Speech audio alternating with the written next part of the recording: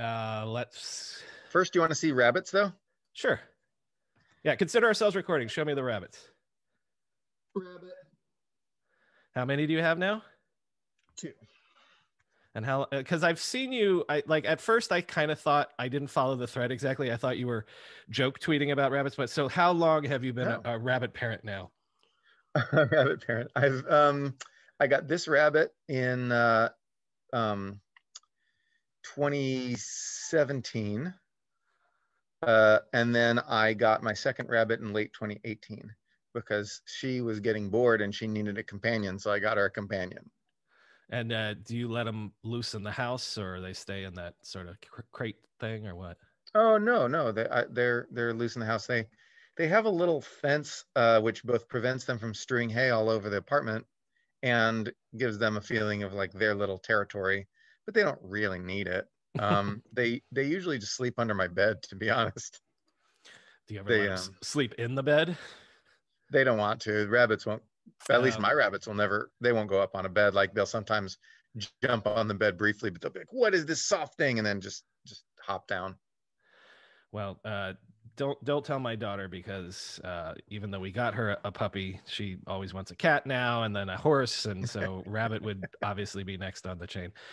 All right, so let's start off with this, because listeners know that I keep going back and forth with this idea of remote work, and is it the new normal in post-pandemic times? I just did a story yesterday about Salesforce saying they're going to go to mostly remote work, which is ironic considering they built that giant skyscraper. That they're like, I wonder if they regret that now. But so how are you thinking about this stuff? Do you think that we're going to see a meaningful change in where people are working, or is this sort of faddish?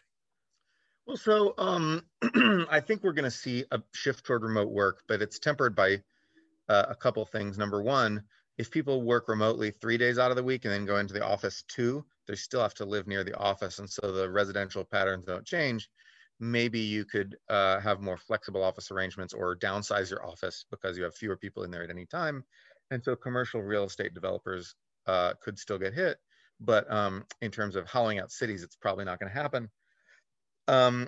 People have to be completely remote, and they're not just going to have to be completely remote. They're going to also have to do things like job search and networking completely remote. So there's this whole bundle of things that you can do with physical proximity. And we're going to have to, in order to sort of unbundle the city, as it were, we're going to have to be able to do all those things remote. And I think that's a taller order than people realize, which doesn't mean it's impossible. The other factor is the fact that cities are fun to live in. And if people, work at a company that's based in New York and they move from New York to, Taipei, and now they're in Taipei instead of New York, and then people from Taipei move to New York, you've still got the same number of workers in these superstar cities. They just live in different ones. So for this to really have an effect on sort of evening out this sort of very lopsided distribution of employment in cities, if we're going to get tech workers to be less concentrated in like San Francisco, for example, it's going to require that they move to sort of what we call second tier cities, kind of not the nicest expression, but we're going to have to get tech workers living in Cleveland, and we're going to have to get tech workers living in Youngstown or places like that to have their local spending revitalize those places. I think we're going to see a movement towards cities like Dallas, Houston, Austin, Atlanta is going to be a big one.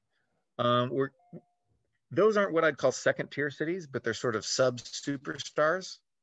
I think we're going to see towns like Nashville become popular. Well, you wrote that Raleigh, you thought like the whole Sun Belt is pretty much a decent candidate. The Sun Belt is a decent candidate, and that's always been true because the Sun Belt really sprawls, and once people are past their sort of meeting people years and ready to raise kids, I think that people, including millennials, have a strong desire to move to the suburbs. You see that in all the data. The suburban dream is not dead. I think people want more walkability to their suburbs. I think people want some more transit in their suburbs. I think people want some more density, more restaurant choice and things like that. They want suburbs to be a little more like cities, but I don't think that we're going to see a lot of people, raising kids in highly densified downtowns of places like Dallas, Texas. That's not going to happen. And so I think we'll see some movement. I think the movement is going to be pretty marginal and pretty healthy, actually. I think that it's good to move some of the high value workforce out of the very top cities like San Francisco, New York, Seattle, LA, and Boston and DC. And so take those that really super top rank of cities and move people out to some other places. I think that's going to be ultimately healthy for the country. The the question specifically of Silicon Valley itself, um, is it sort of settled science for economists, like why certain cities become hubs for certain intellectual pursuits or capital pursuits or things like that? Like, is that well known and well understood? No. So we have a lot of theories about why this happens. One idea is the idea of tacit knowledge exchange. So when engineers sort of hang out with each other, they tell each other how to do stuff. It's not clear how powerful that is anymore. I mean, it's important for researchers to be able to exchange ideas very intensively at things like universities, but engineers going out to the bar and saying like, "Oh, I implemented this with that sort of thing," that it's probably not nearly as big a deal and can now just be done on like Stack Exchange and whatever, GitHub. And so that sort of tacit knowledge exchange is it's hard to establish. It's hard to measure because you can't really observe these ideas going around. You can look at patents. That's all you can really look at, but there's lots of problems with that data.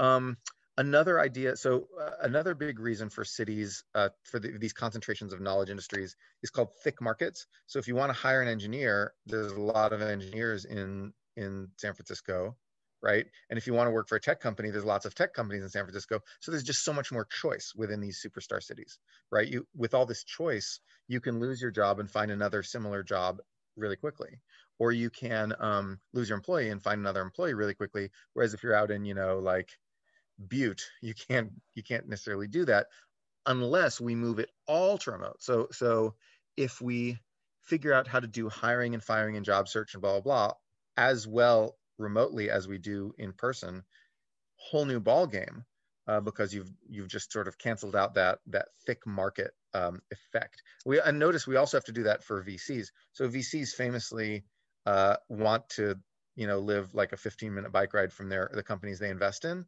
and that mindset has got to change. That culture's got to change to really unbundle the startup cities. Well, and I mean, this is the example of the moment and one example, but what's the hottest startup in in the world right now? It's Clubhouse. Clubhouse is in San Francisco. Clubhouse is Andreessen Horowitz is basically this is one of the greatest sort of thick influence, if that's using the term right, that I've seen in a long time, in terms of Andreessen Horowitz really helping juice the success of that startup. So yeah, Clubhouse isn't in Cleveland. Right. Yes. And so that's but then again, Kim Mike But it Cutler could of be, Initialized Capital. because there is only what, like 18 people Right. behind It Clubhouse could right be. now. So right, go ahead. Right. So I mean, um, that depends on Andreessen Horowitz being willing to invest in distributed companies, and I think that they are. I know those guys pretty well. I think that they are open to the possibility, and I think that there'll be a gradual change. I think um, they're realizing that costs in San Francisco are just really high. Um, Kim Mike Cutler of Initialized Capital just Mm-hmm. posted some data from her own fund the other day showing that their investment in distributed companies is increasing, and the percentage of founders who say that they would want to do distributed companies has just shot up enormously. So maybe this cultural change is coming. I think there'll always be some local bias, but I think that maybe it could be reduced. I certainly know VCs at Bloomberg who are working to reduce that. Um, because really, I feel like the due diligence and human touch that you need to keep track of a portfolio company the necessity for that to be physical and on-site has just decreased so much. And I think that the pandemic is maybe making VCs realize that, I hope. I think there'll always be a slight advantage to being nearby, but I think that can be outweighed by the cost disadvantage. You know, it's funny. Just last weekend, speaking of initialized, I had Gary Tan on, and Oh, one of the cool. things that he made a point to make a point of was he was like, "I'm not leaving San Francisco," and he also made the point that several other people have made is like, sure, if you, it's almost confirmation bias, where if you're settled and you've sort of made it either as a company or as an investor or even as a rock star engineer, you've got kids, those are the people that are moving, but they those people also wouldn't know about the 24-year-old 25-year-old developers that are now coming to San Francisco because rent is down 30% in a year or something like that. Right. Right. um let me ask you this, because the converse is you've got VCs heading to Miami and won't shut up on Twitter about how great Miami is and how Silicon Valley is Wait, are there basically. any besides Keith? There are a couple. I think they're all Okay, Keith's there's a friends, couple. but Okay. the The only one I know is Keith. He's well, but very enthusiastic. they they almost their sort of stance, whether it's a rhetorical stance or not, is that Silicon Valley and California is almost like a failed state, and that it's over, it's done. Only the smart companies are all already not even considering San Francisco and Silicon Valley. Is there any precedent for that, for a city absolutely losing its hub stat? I mean, there's still a lot of car activity in Detroit. And I mean, you could point to, like, I guess, port cities like, Venice had to trade as its industry for Vice. That's, but in modern times, like, most of the examples are just about factories going overseas. Is there, can you think of a historical example of like intellectual capital and capital resources, like, I can think leaving of a place? industry specific clusters that have sort of lost their mojo. So, for example, Boston, Route 128 is the canonical example here. Like, people used to think that the future of the computer industry of the IT industry was Boston. And then it really lost out in the 70s and 80s. It really lost out to the Bay. And so, in that case, it wasn't a case of a knowledge cluster sort of dispersing to, out to many smaller ones. It was a case of, one knowledge cluster sort of winning over another. You can certainly lose. The question is, what does it look like to lose? And so, in terms of knowledge clusters really going away, you've had like shifts in financial centers a lot. You've had, you've had cities that like Tokyo used to be a huge financial center and then really lost out to other Asian countries, And other Asian cities. I mean, potentially London is maybe about to lose out because of London Brexit, right? is, that's right.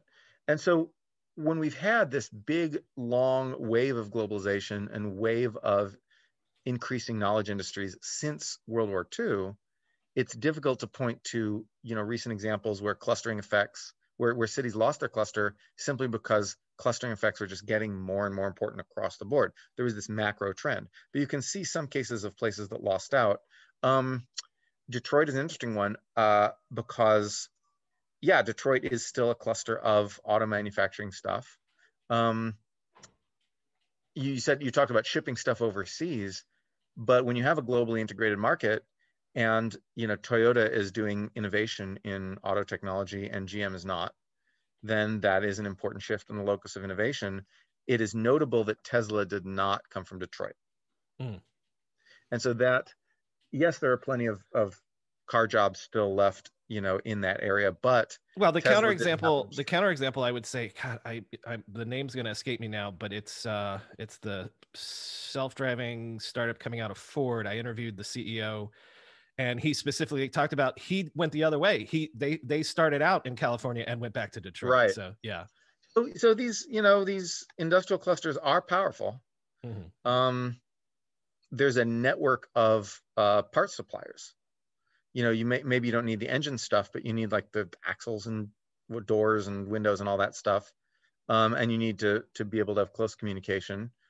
And that's all physical stuff. Like it can't be produced remotely. It has to be produced on site.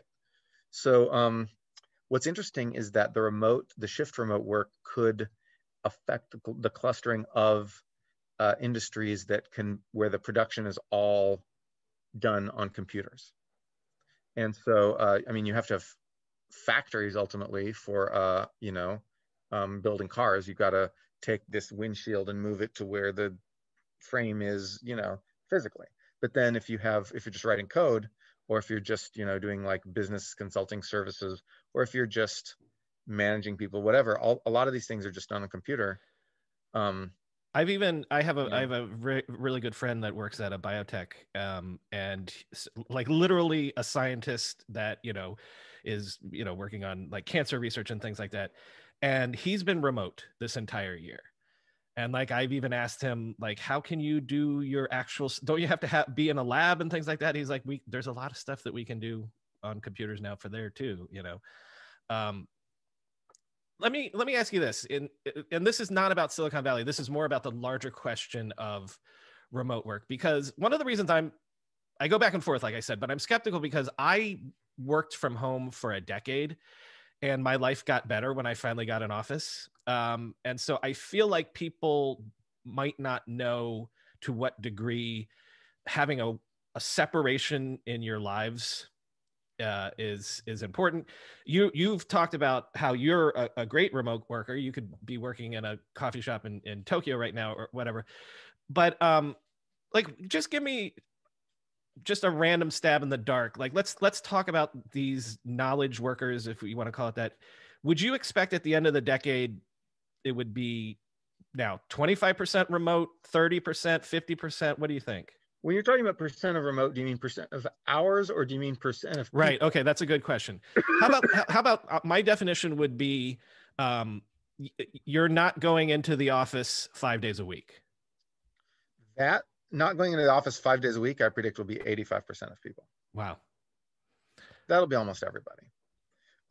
Flexible work schedules are just make people more productive. It's not, that is settled science. We know that people don't need to be in an office all those days a week. And I don't know anyone who does that anymore. Mm-hmm. I don't know anyone who goes into the office every day of the week anymore in Right. the tech industry. Like zero. Um, they all have flexible work schedules. And of course, one of the biggest reasons is going to be, is because of kids, childcare. I Right. think that people understood that flexibility is very important for childcare, for two-income families, for women to have equality in the workplace. So I think that pressure is essentially irresistible. The question of how many people are going to be 100% remote, I would say 10%, Well, maybe. again, one of the things that boomerangs me back on this is, it was, what was it? It was in the Atlantic. I think it was Derek Thompson did a piece last week about how it was sort of the lesson of network effects, where it was like, even a year ago, um, not everybody knew how to do remote. So you couldn't assume that, hey, I just assume, Noah, I want to talk to you, get on a Zoom today, right? And we all went through like sort of the onboarding of how to do this, live remotely at the same time. And so it, like, the network gets valuable exponentially with the amount of people on the network. But then also he pointed out that, like, and I hadn't thought this through, like, again, a year ago, there was still sort of like, could you really go to your boss and be like, you know what, I demand to only come into the office 2 days a week? There was still sort of, that would be a risky sort of cultural thing, reputational thing. But now everybody has seen that it can work. And so that's completely gone away. The taboo is gone. Right. I think, Derek is a little too optimistic about or not optimistic. Derek is too bullish on the idea of remote work unbundling cities, because I think um, he hasn't thought enough about the non-work things that would have to be unbundled. He's thought mostly about the work things, but about things like networking, tacit idea exchange, and most of all, lifestyle. I think that lifestyle is actually the biggie. I want to live in or near a cool city with lots of interesting and fun things to do, and interesting and fun people. I grew up in a smallish city, It had a university. It was not a bad place to live. It was a decent place to grow up for sure. I don't want to go back to a place like that. And I think that people who have that choice don't want to go back to a place like that. Now, I work remote already. My company is headquartered in New York. When there's no pandemic, I go into the office 2 days a week, but that's not an office full of people doing any jobs related to me. It's the Bloomberg VC office that I go into. And Well, I was so going to say, because Bloomberg headquarters is one of my favorite all-time to go into in New York City, like that. I just love that the building. mothership, I'd love to work there. Yeah. yeah, no, it's great. I used to work there. Um, I don't work there anymore, and I work in San Francisco, and I'm probably going to move to Japan, where I used to live, and then I'll be in another crowded superstar city working for people in another crowded superstar city, and so that's where I'm going to be. And I think that Derek hasn't really considered that. So the number of people who leave their own company's superstar city doesn't necessarily equal the number of people who leave superstar cities as a group. I guess the bottom line also is that if I'm quibbling about, like, is it 10%, is it 35%, it doesn't matter, because any meaningful number, even if it was 5% of whatever percentage of the population is knowledge workers, if they go in less, if they only go in 2 days a week or whatever, like, that has such huge knock-on effects for, like, infrastructure investment, traffic, and real estate and office space and all that stuff, right? So even if we're quibbling or arguing about, like, how impact, it's still going to have probably a meaningful impact that we'll notice this decade. I think it will have a meaningful impact that we'll notice this decade, but it will not. It will be an evolution, not a revolution. Mm. I think it will be a modest shift, and I think that the biggest beneficiaries will be cities that can offer similar amenities with lower costs for certain classes of people for whom the difference between living in San Francisco and living in Dallas is not large. I think that there are a lot of such people. I'm not one of them. But there's a lot of people like that who just want to have some pretty good restaurants around, just want to be somewhere where, like, the musical theater will, like, come to, and things like that, who don't demand that, like, they be in the place with, like, the most interesting quirky characters and, like, coolest artists and whatnot, which I kind of do. Like, for me, the superstarness of a city is more important, I think, than for most people I've ever known. I want to be where cutting edge thoughts are being thought, and if 80% of those thoughts are being thought on Zoom and Clubhouse and whatnot, I still want to be in the place where the other 20% is concentrated.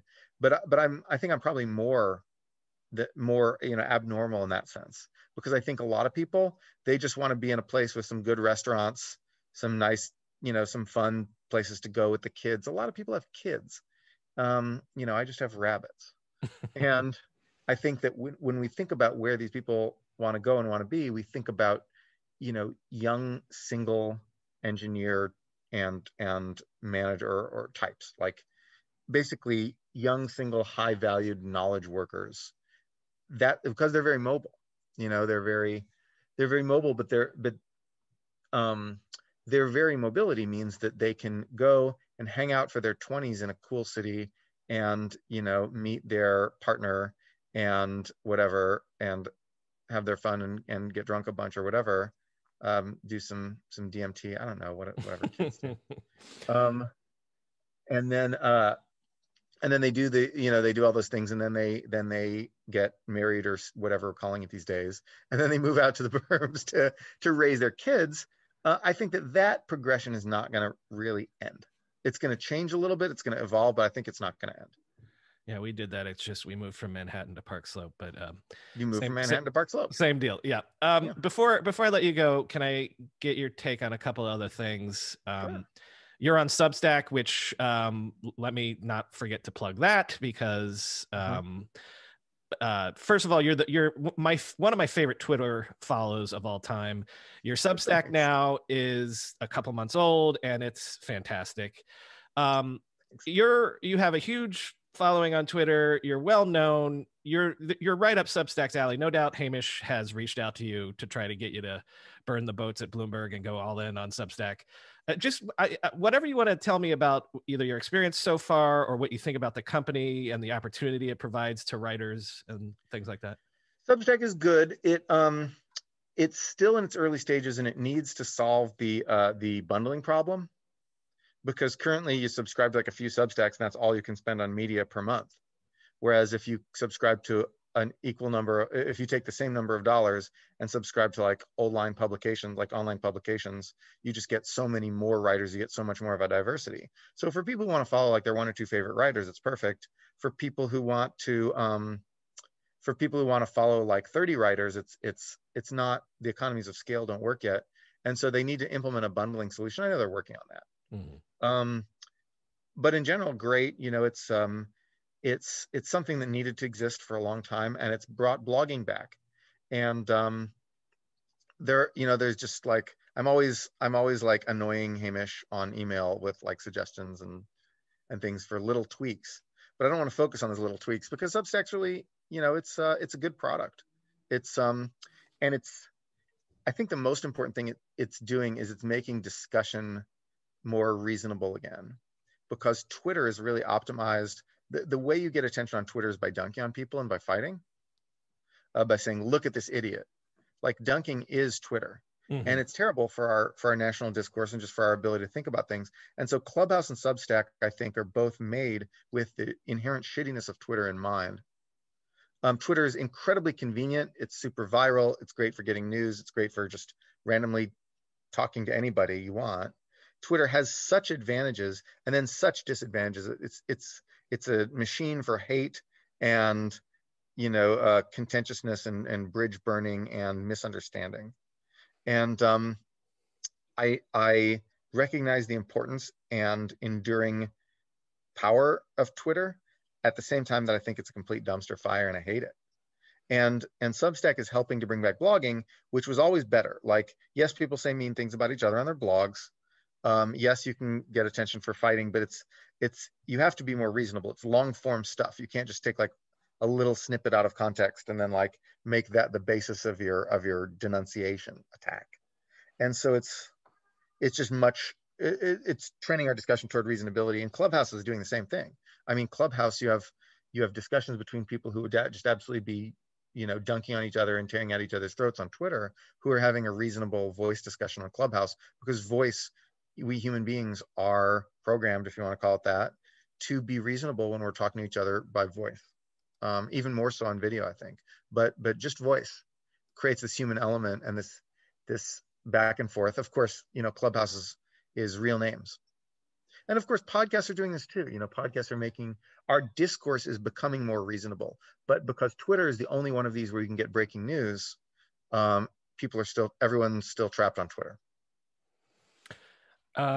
Last thing, hold on, I'm going to change my background if I can do it, because the funny thing is I had planned for my last question all along was to have you give me some sci-fi recommendations.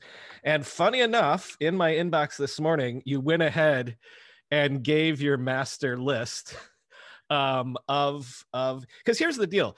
Like, I've been a sci-fi reader all my life, but I missed out on all like the 70s cool stuff. Like, I read Earthsea for the first time this year, Ringworld recently, Forever War recently. So like there's so much I need to catch up on, and that doesn't even count all the European stuff. Like, the only reason I know Bujold is because of you.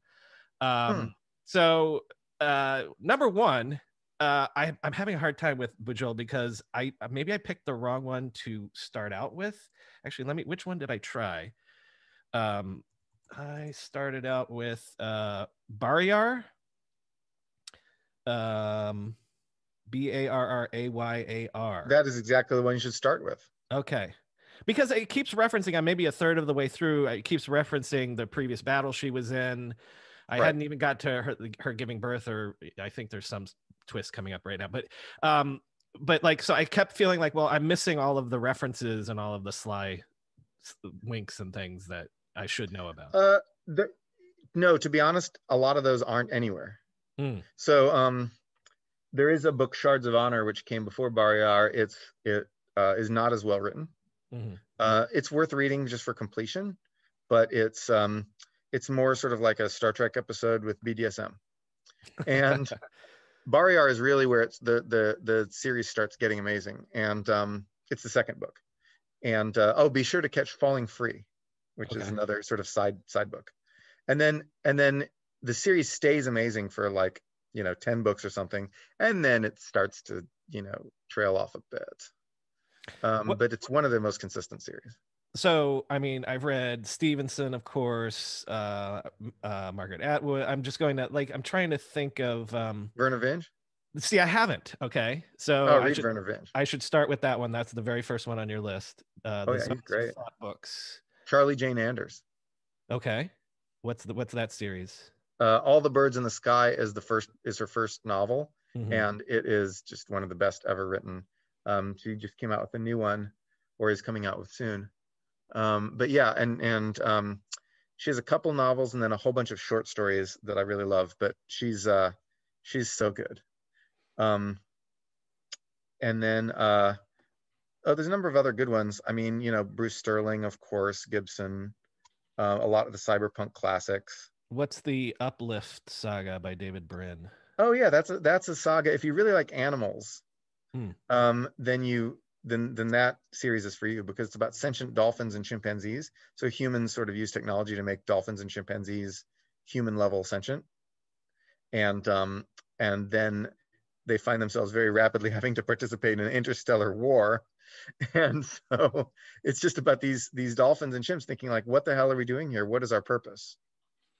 Did I? Like they don't have history. They don't have like this deep memory of that humans have, of like this long history thing. They're just like, we just arrived, and before that we were just like animals. What do we do now? And so it's really interesting about like the search for collective purpose for your species. Did I see you say on Twitter, maybe even just today, that you don't like? Who is it that you say you don't like? Because I had read him, Ooh, the post scarcity books. Yeah, yeah, the culture. Ian M. Banks. yeah, That is an author that almost everyone does like, yeah. and I do not. Like I'm very, very against the mainstream on that, but it's just personal preference. I have Hmm. no, there's no, I'm not going to point to those books and say, this is why this is bad, because I don't think it's bad. It doesn't tickle my pickle. You know what I mean? Um, you have the Dispossessed, which again, I only did the Earthsea cycle. Oh yeah. Um, so, They're all all good. right, give me one more, just one more that you would make an argument for that maybe the listeners wouldn't know about, either a writer or a series or a book or anything from this list. Oh, I mean, I have to think about, well, the one that people aren't going to know is Tony Daniels' series from the early 2000s, starting with Metaplanetary. Like nobody knows those books. They Mm. just completely bombed. No one bought them or read them. They're so good. There are only two of them, Metaplanetary and Superluminal. Um, I mean, that's a real hidden gem. Uh, I feel like not enough people have read Oryx and Crake. It's one of the best. Yeah, I love that one. People didn't like, the sci-fi community barely recognized it. They just ignored Oryx and Crake, and that was terrible, because that's like one of the that should have won the Hugo Award that year Hmm. easily. Hmm. And just people ignored it. Oh yeah, there's a bunch of the Yunha Lee books. Mm. If people like to read absolutely just far out wacky psychedelic sci-fi, just like um like, now I've invented a gun that turns you into cheese, and like, because It's like Roger Zelazny stuff. You it's say like in there? it's like Yeah. Zelaznian level of weirdness, Uh-huh. or like Samuel Delaney kind of level of like, you know, what the hell is going on now? You're And, recommending, it's called the Machineries of Empire series. right. And unfortunately, that's part of the trend toward having series with names that nobody realized that that's the name of the series they're reading. Hmm. Like no one reads Three Body and thinks, I'm reading the first of Remembrance of Earth's Past. Right, right, right. It's called Three Body. So the first Yunha Lee book is called Nine Fox Gambit, and so that's the one people should pick up. Nine Fox Gambit. It's really weird and far out, and I like it a lot. All right, I want to end with a recommendation, which is a podcast. because I tweeted the other day when I discovered about this that this is a holy shit. I instantly subscribed. Couldn't subscribe because you guys weren't on the iTunes thing yet, but you just started a podcast called Hexapodia. Uh, Hexapodia. Yes. Hexapodia. See, this is like a Hexapodia. stratechery thing. You're gonna okay, all right, because it's podcasting. So my tendency is to say Hexapodia, but there you go. All right. Hexapodia. In fact, we probably should call it Hexapodia. Yeah. Well, We go ahead. should pronounce it that way. Uh, That's a good idea. you and Brad DeLong, who is also one of my longtime favorite follows for anything economic stuff. So tell me what you guys want to do with this. We're going to just talk about economics and nerdy stuff.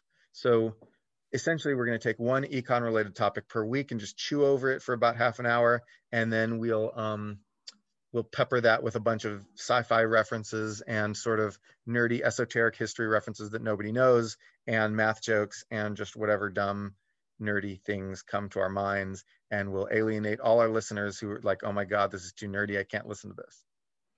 No, it'll be great. Everyone will listen to our podcast. We're so great. No, 100%. I'm, and we're going to talk about this as soon as we're done here, but you guys have chemistry, and like that's something that you can't buy or train. So Yeah.